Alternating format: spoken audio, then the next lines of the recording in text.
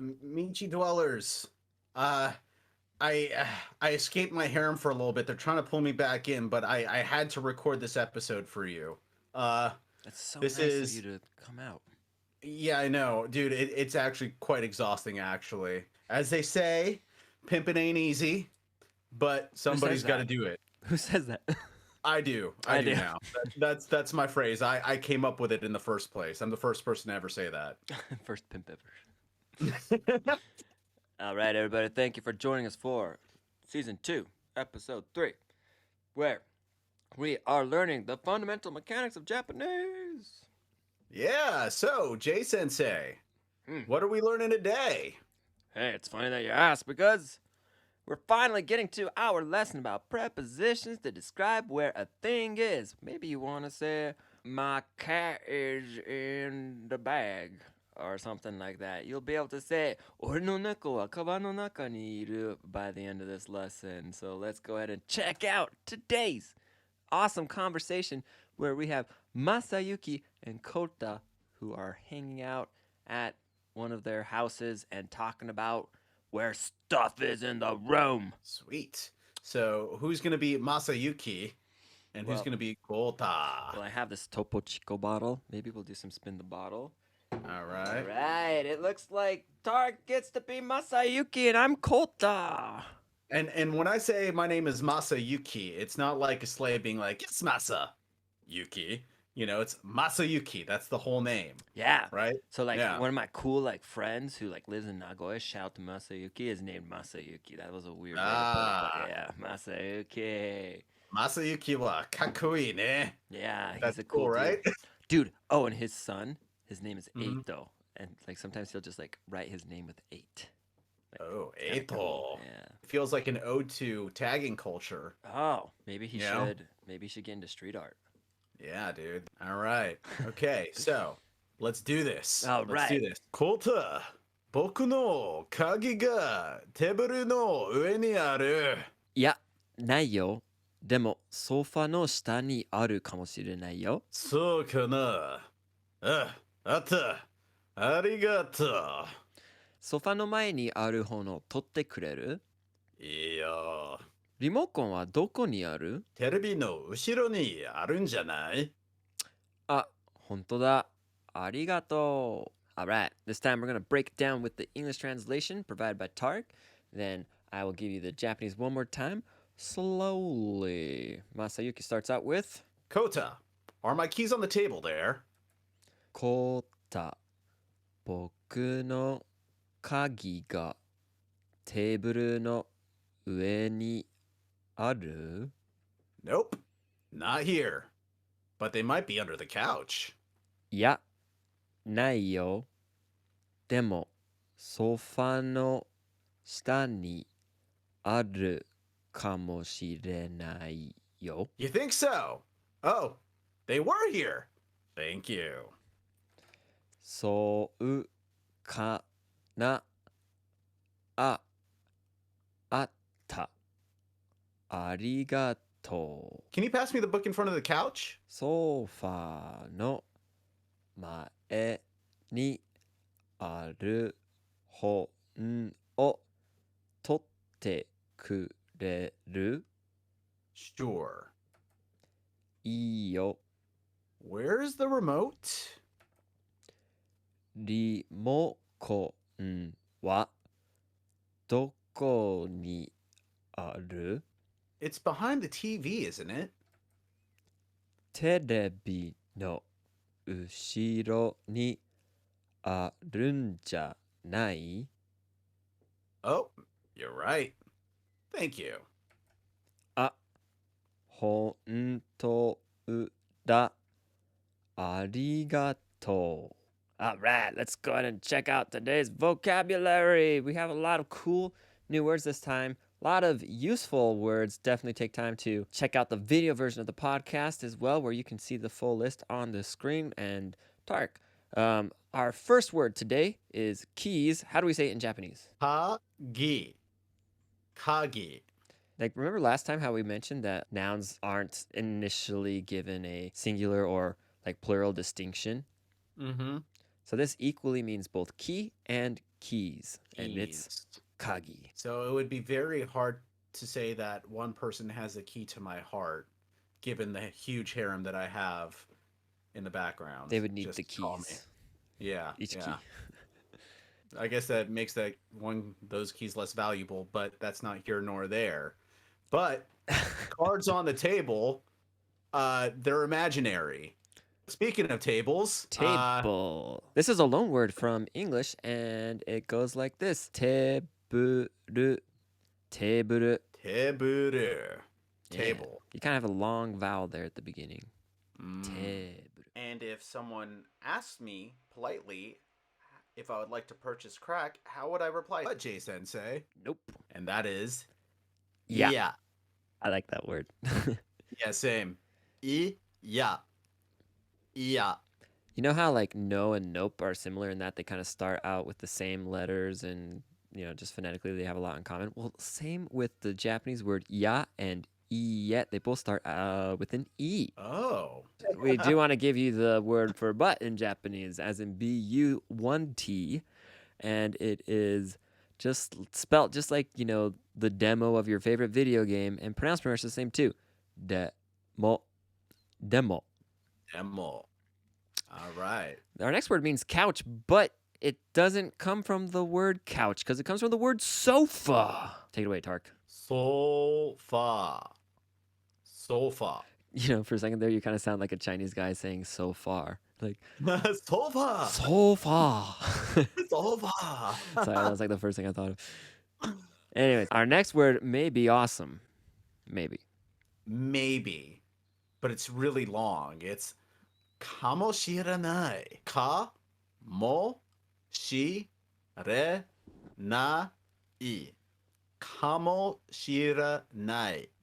Kamoshirenai.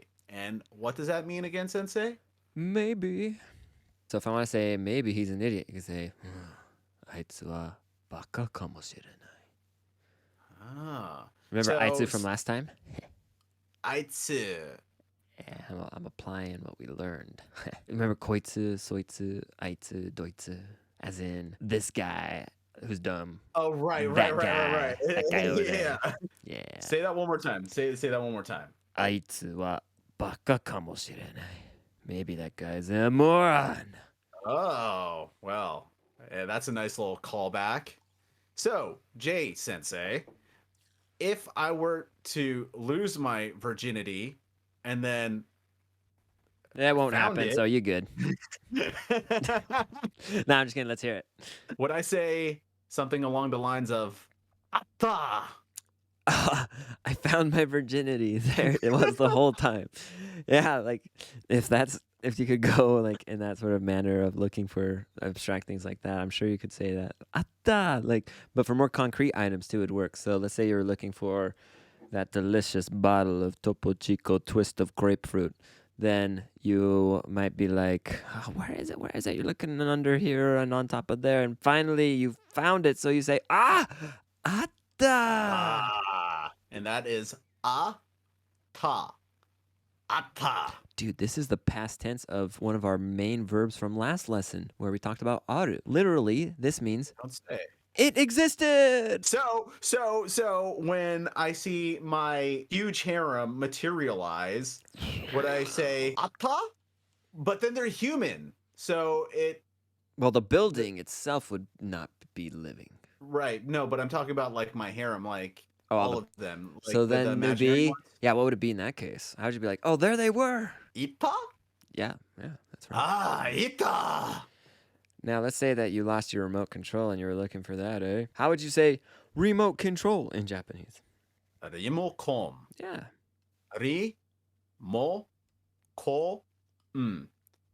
Rimokon. Listeners, did you notice that this comes actually from the English words remote control? So from the word remote, we have rimo, and from the word control, we get kon, and that makes up Rimokon. And it looks like this is one of those scenarios of what Japanese people like to do where they just like to chip off little pieces of words. Typically the and endings, yeah. It makes it roll off the tongue a whole lot nicer, in my opinion, at least. Yeah, often the first two hiragana or katakana characters of a word that's normally a compound word, then get combined together. So that gives us Rimokon from remote control and also pasokon from personal computer, which originally was pasonaru computer. But you can see why they didn't want to say all that because it's really long and it's even longer to write. That's pretty cool, isn't it? Yeah. In it. Isn't it? Yep. And that's actually our next vocabulary word where you can have a sentence and then at the very end of it, you can just tag on janai. Janai. Janai. So if I want to say this is a remote control, isn't it? I could say, これはリモコンじゃない? Now, if you play the Yakuza games or, sometimes watch anime, sometimes you'll hear the janai turn into janai. And that's when you know you're dealing with a real badass motherfucker, He might also have chunibyo, though, too. Oh, yeah, right. It's like me. We have to talk about what that is. It's basically the delusion of being a badass.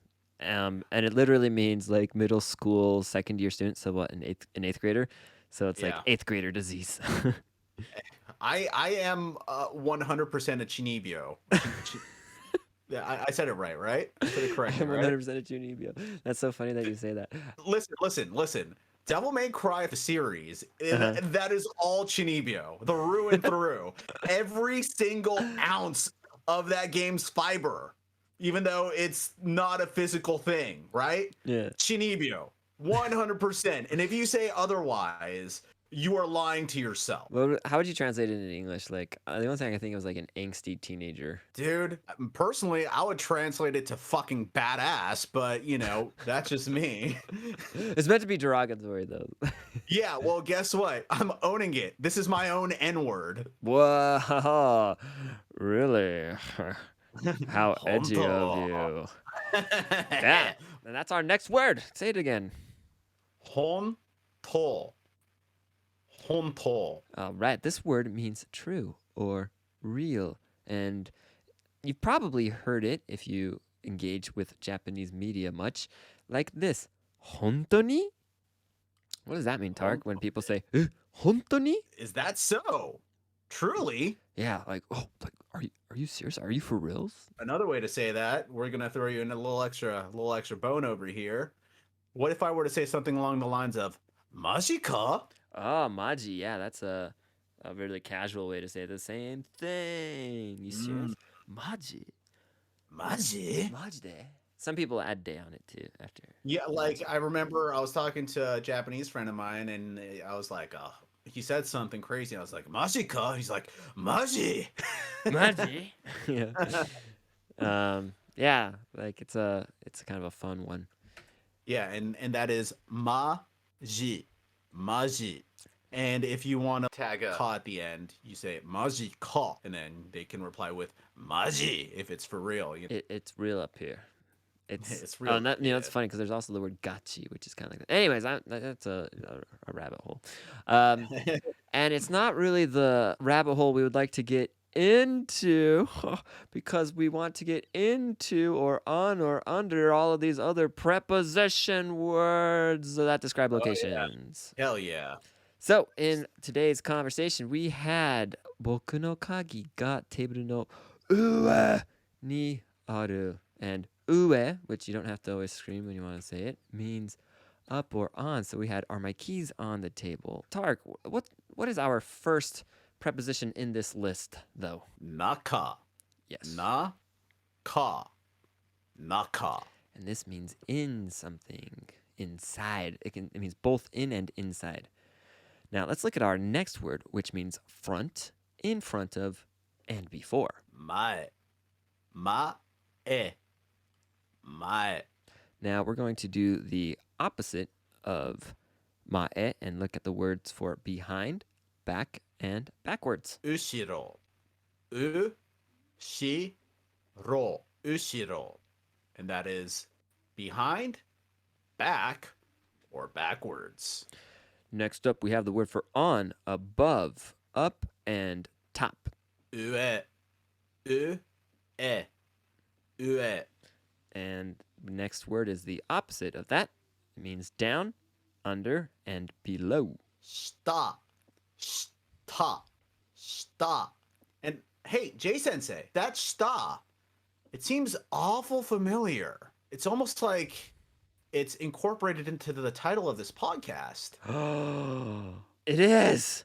I didn't even realize Mm. that until now. Way to point that out. Yeah, because ShitaMachi, what does it mean? Why don't you lay it down on them, Jay Sensei? You came up with the name. Underground. Yeah. Oh, Yeah. Well, ShitaMachi technically means like the downtown, the down city, the under city. So yeah. the underbelly. Underbelly. I was walking down the street and my underbelly came out from my shirt. Yeah, was exactly. Embarrassing. Exactly. Don't get caught down in the ShitaMachi with your belly hanging out, or else we'll have fun with you. And maybe get you a bigger shirt to wear. These prepositions, though, we don't want to be able to use them in a sentence because they definitely work quite differently from English. So we're going to look at how we put together the sentence, which means the book is on the table. And we first start out with the thing that exists, right? So we'll start out with the book. Tarik, what is our word for book? I think we learned previous episode that it is home. Correct. Then we'll put wa after it. Go ahead and do that. Home, wa. Good. So now we need to think about what is the book's relationship to the thing that it is interacting with. So in other words, if it's on the table, then the table works kind of like a landmark. And the book has the subject of existing in a location relative to the table landmark. And that landmark thing comes next. So I would say hon wa te-buru.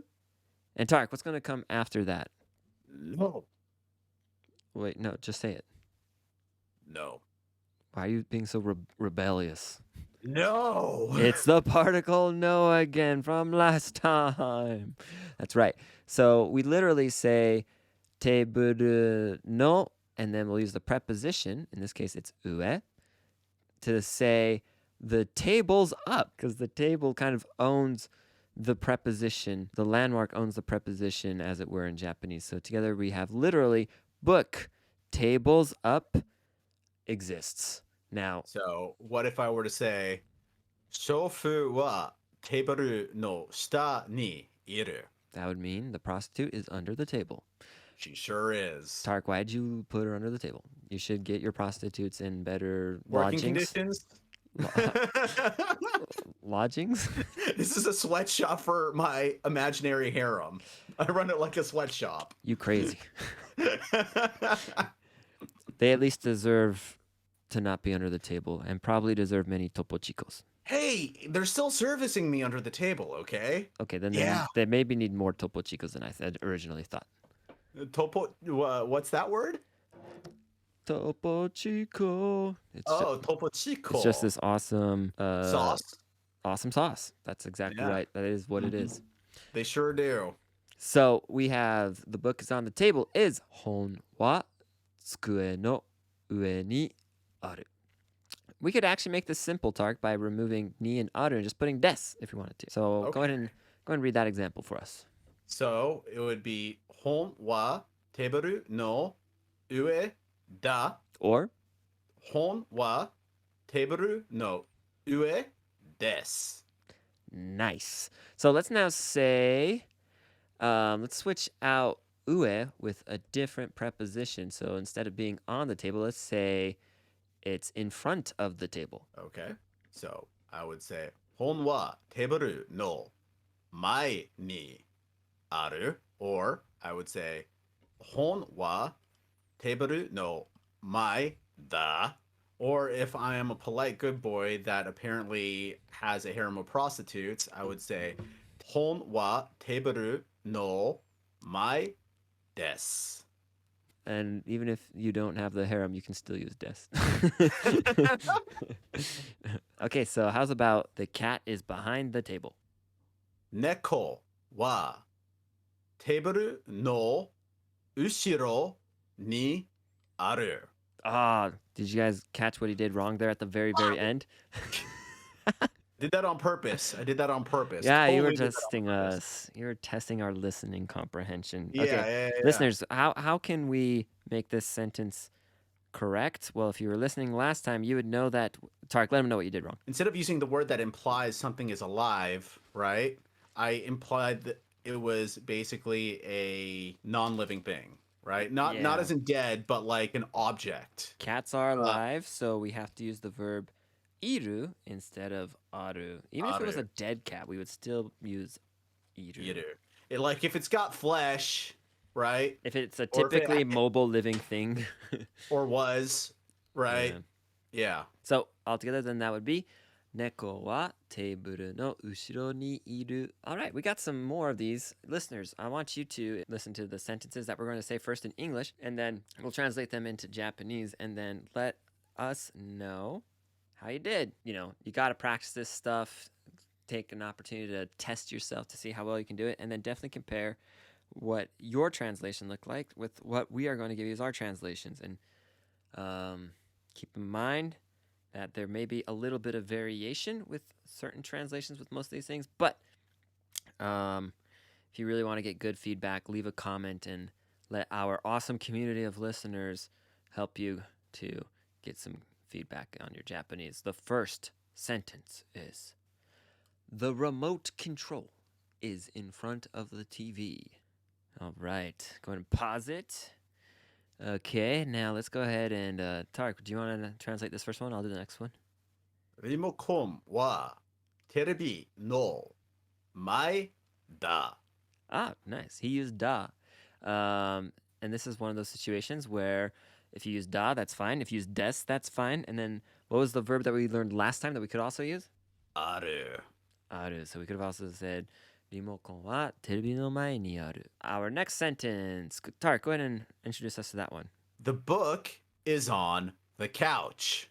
All right, go ahead and pause it, and here we go. Tarik, how do we say the book is on the couch in Japanese? Hon wa sofa ni aru. Oh, cool. Yeah, I like how you just did sofa ni aru. You didn't really use like ue, like probably a lot of people would, but that's totally a good way to say this as well. Listeners, if you said hon wa sofa no ue ni aru, that would also work. Tarik, what's another way we could have said it if we used da? Hon wa sofa no ue da. Hon wa sofa no ue da. Hon wa sofa no ue desu. No, I don't have a harem. I might use des sometimes. The keys are under the table. Go ahead and pause it. The keys are under the table. All right, Tarik, where are them kagi? Let's ask the shofu. Shofu, where are they at? Kagi wa te-buru no shita ni aru. Where is she from? Back to work. Where is she from? Why does she have that accent? I make them all learn Japanese. They're in my household after all, The household being my brain. Dude, It is FBI are what it gonna is. bust into your house and be like, "We're getting him out," and you're like, "Dude, it was just a joke." They just give me a lobotomy. All right, last sentence is the Yakuza are in Japan. Hontou? Yes, now I'm looking at the sentence. It actually doesn't really need a preposition. So take that as a hint, listeners. How can we say the Yakuza are in Japan in Nihongo? Let us know. Ready, set, Tarik, what is it? Yakuza wa Nihon ni iru. I hope that went well. Let us know what you got right and what you got wrong, and if you're confused about anything. And we would like to help you, but to be honest, I don't like to read comments on anything, so just look it up on ChatGPT. It'll help you. And that leaves us to our naughty word of the day. And I actually had a lot of fun going over this because in addition to teaching naughty words of the day, we're going to give you some information about a cool thing that exists in Japanese called wasei-eigo. Tarik, do you know what wasei-eigo is? I assume it has something to do with English. Oh, that's true. Yep, the eigo in wasei-eigo means English, and wa means Japan, and sei means made. So it's literally English made in Japan. And so in other words, these are Japanese English words. So words that resemble English, that kind of even come from English, but aren't actually in a English dictionary, don't really mean anything to English speakers. So our first word comes from, well, actually, Tarik, let me have you read the English translation. Bajin rodo. Bajin rodo. That's the katakana. Read the English. Oh. Virgin Road. Yeah, so this comes from the I'm word. sure lots of you have walked this path for way too fucking long. So that's what you would think, right? Like maybe it's a lifestyle of being virgin or something like that. But this is actually the alley that you walk down in a wedding ceremony. Oh. It's called Bajinrodo for some reason. Well, I'm sure plenty of people desecrate that concept. Like I kind of got you. Like yeah, like I kind of like me and my wife like laughed and joked about this. Like we were like, how many people who walk down Bajinrodo are actually Bajin anymore? Who knows? Yeah, I've Likely you know most what? of them I have mean, been to Sopurando. Just you kidding. know, I like don't know what percent that'd be, but it has the ro, the katakana for ro looks like 0, and I think that is an indication for how many people that walk down that road are actually virgins. maybe. You know? Could be. Could be. Maybe. Our next word comes from the English word soapland, and Sopurando. Sopurando. I legitimately needed someone to help me understand this word. Because when it was dropped, I was kind of clueless. Am I that person? I wasn't gonna say it on screen, but dude, what can I say? I'm just like this innocent little boy in Utah. That's not even a joke. I work in software. Honestly, if it wasn't for the Yakuza games, I probably would not have known of this sort of business. Did For that business. matter. Yeah, because a sopurando apparently is it's not quite a harem. It's a loophole for prostitution, essentially. Get bathed, right? Yeah, where you get bathed, and apparently to bypass the loophole, they make it so that the lady that's bathing you, quote unquote, falls in love with you, and therefore penetration is acceptable within the particular circumstance. That's crazy. You know, honestly, it feels like these are like reversed, right? Soapland sounds so innocent, but Virgin Road does not sound innocent. But like, actually, Virgin Road's very innocent, but Soapland's very not innocent. Right. Soapland ain't exactly squeaky clean, if you get what I'm saying. Dude, and I kind of feel the same way actually about the next two words as well. Like, host club is our next word. Go ahead and say the Japanese for that. Hosto kurabu. Hosto kurabu. Hosto kurabu. Yeah, and this is kind of like very light level, potentially prostitution, but typically for women seeking male companionship. Or also the other way around, too. Well, that would be hostess club, right? Oh, hostess kurabu. Oh, right. So, yeah, that's... Or they have kyabakura, I think. Yeah. Oh, that's the cabaret club? Yeah. Like, Yeah. so these are common types of Japanese nightlife, and I'll admit I'm not like I'm not a good authority on these types of I'm things. not foremost authority on these sort of But things. you know, one thing that is cool, like when you walk past in front of. So evil. You have a nice wholesome family, and I just fucking drag you into these concepts. But we need this kind of dynamic. We need this. Like, we need it. I think it's funny. Like, it's good that like we get both. Yeah, exactly. Dude, if it was just me teaching, it would be the most boring thing. It's good times. It's good times, the two of us.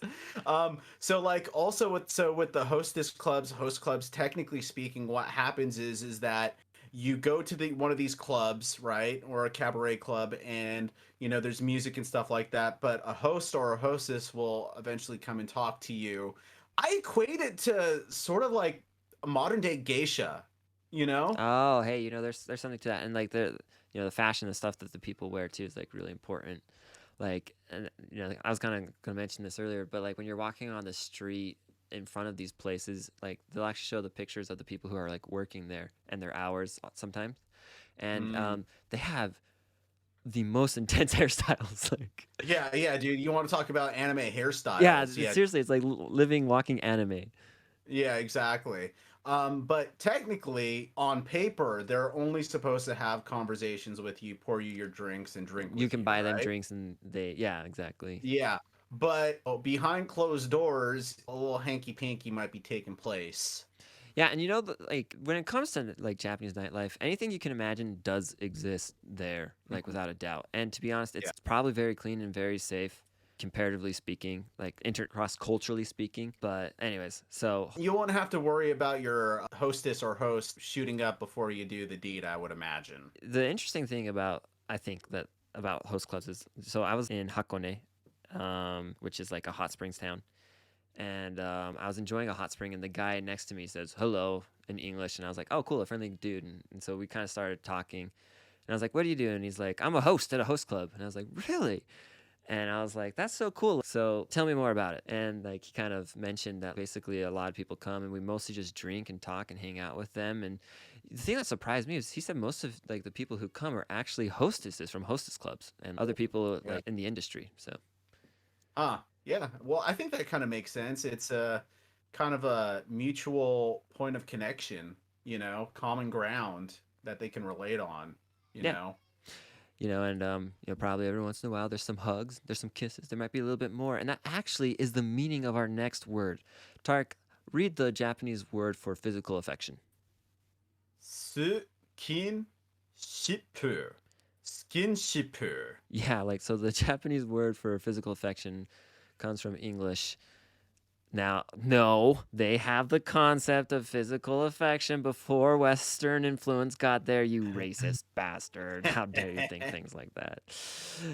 But seriously, like this is the common word for just any kind of physical affection. So if someone was like, I don't really like physical affection in like public or anything like that, they might be like, skinship ga skoshi nigate nan desu yo, or something like that. So, but in my case with my harem, I would say something like Your soapland?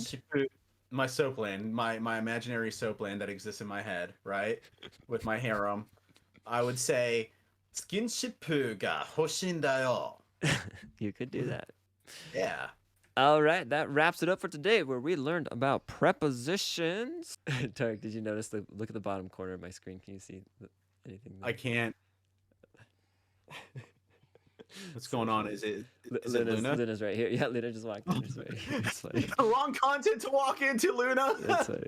Okay, well, good. All right, so that wraps up our lesson about prepositions. We had a lot of fun checking those out. Next time, we're going to actually learn more about directions, specifically for when someone's telling you how to or where to go. I'll do that again. I think that's a recess bell. That is the recess bell. So, yep, directions for when you're driving, telling people turn right, turn left, all that awesome stuff. So definitely stick around. 今日一緒に勉強してくれてありがとうございます。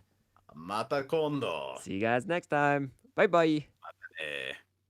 テレビの後ろにあるじゃねえ。Sorry. あるんじゃない